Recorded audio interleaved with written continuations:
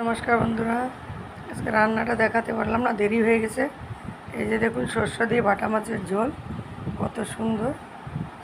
আলু দিয়ে সর্ষ দিয়ে বাটা মাছের ঝোল এরকম রান্না করলে ভীষণ টেস্ট।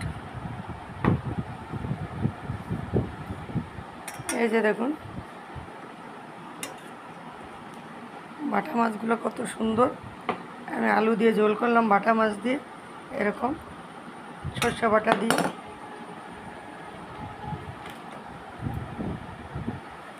এই যে আর আলু ভাজা হবে, আর একটু শাক হবে, পুঁই শাক। মাছের ঝোলটা আগে আমি নামিয়ে নিলাম। ঝোলটা একদম ভারী করতে হবে, বেশি হালকা করলে হবে না, মিডিয়াম মতো রাখলেই হবে।